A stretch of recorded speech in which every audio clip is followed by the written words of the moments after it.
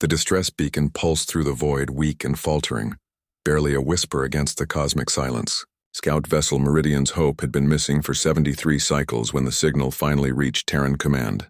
By then, most species in the Galactic Council had written off the crew as lost, another casualty of deep space exploration. But humans didn't abandon their own. Commander Jixon stood on the bridge of the TCS Retribution, his jaw set as hard as the ship's titanium hull. Around him, holographic displays painted the darkness with tactical overlays and sensor data.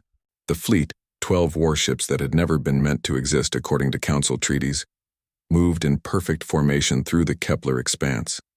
"Signal's getting stronger, Commander," reported Lieutenant Chen from the communication station. "Definitely Meridian's Hope, but sir, there's something else." Multiple hostile signatures surrounding the source. Jixon's knuckles whitened as he gripped the command rail. "Zrathi raiders?" "Affirmative. Looks like a whole nest of them." In the medical bay 3 decks below, Dr. Anna Reeves was already preparing. She'd served on 6 rescue missions, but this one felt different. The Zrathi were known throughout the galaxy as scavengers and slavers, species that preyed on disabled vessels and sold survivors to the highest bidder. They avoided Council space, avoided enforcers, and especially avoided confrontation. They'd never encountered Deathworlders on the warpath. "ETA 20 minutes, the ship's AI announced in its calm, measured tone, a stark contrast to the barely contained fury rippling through every human aboard. Anna checked her supplies. Trauma kits rated for a dozen species, regeneration gel, plasma expanders, neural stabilizers. Her hands moved with practiced efficiency, but her mind was on the faces she'd memorized from the Meridian's Hope crew manifest. 16 souls, 16 humans who'd been alone in the dark for 73 cycles. On the bridge, sensor data began resolving into something more concrete. The Zrathi had anchored the crippled scout ship to their processing station, a grotesque amalgamation of salvaged hull plating and stolen technology that drifted like a metallic tumor in the asteroid field. "Weapons hot," Jixon ordered. "All ships, battle formation Delta. Communications, open a channel." The view screen crackled to life, revealing a Zrathi commander, its 6 eyes arranged in a hexagonal pattern across its flat, chitinous face. The translator rendered its clicking speech into flat, emotionless words. "Human vessel. This salvage is claimed under periphery law. Departer. You have 30 seconds to release our people," Jixon interrupted, his voice colder than the void between stars. "Or we will interpret your presence as an act of war against the Terran Confederacy." The Zrathi's mandibles twitched in what might have been amusement.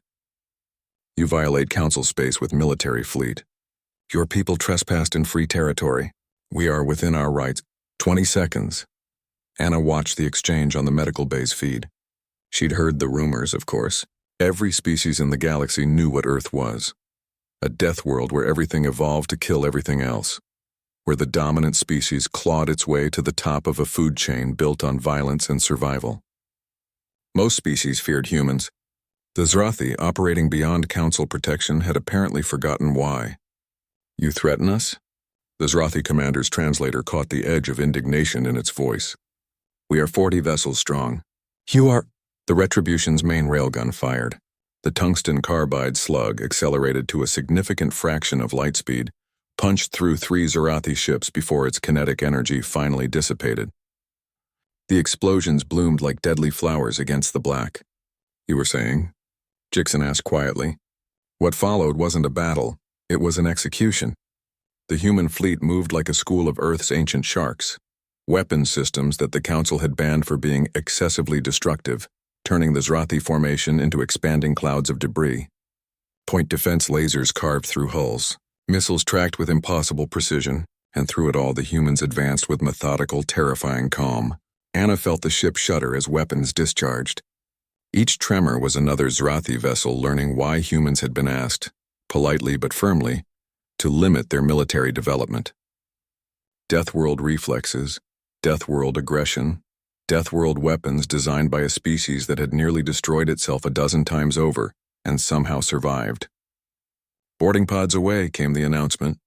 Jixon had assembled his best Marines, men and women who'd trained in Earth's killing fields in gravity wells that would crush most species, in atmospheres toxic to 3/4 of the galaxy. They hit the Zrathi station like a hammer, breaching hulls and clearing corridors with the kind of brutal efficiency that came from millions of years of predatory evolution. Anna was in the first medical shuttle through, touching down on the ravaged station even as firefights still echoed through its corridors. The Marines had carved a path straight to the holding cells, and what she found there made her chest tighten. The Meridian's Hope crew was alive, barely. Malnourished, injured, but alive. And when they saw the Confederate insignia on Anna's uniform, when they heard human voices shouting, "Clear!" and "Medic!"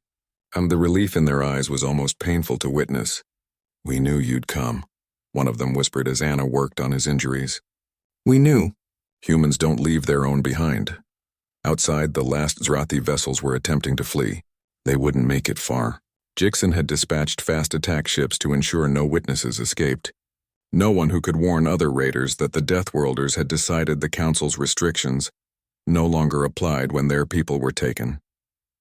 By the time Anna had stabilized the last survivor, the Zrathi station was nothing but wreckage. The fleet began its journey home, carrying 16 rescued humans and a message that would ripple through the galaxy's underworld. Humanity had joined the stars as explorers and scientists, willing to play by civilized rules, but they were still Deathworlders, still apex predators wearing the thin veneer of diplomacy. And when that veneer was stripped away when their own were threatened, the galaxy remembered exactly what had crawled out of Earth's gravity well. Jixon stood on the bridge, watching the stars streak past as they jumped to FTL. Behind him, Anna entered, exhaustion evident in every line of her body. "They'll all survive," she reported. "Full recovery expected." He nodded once, sharp and definite.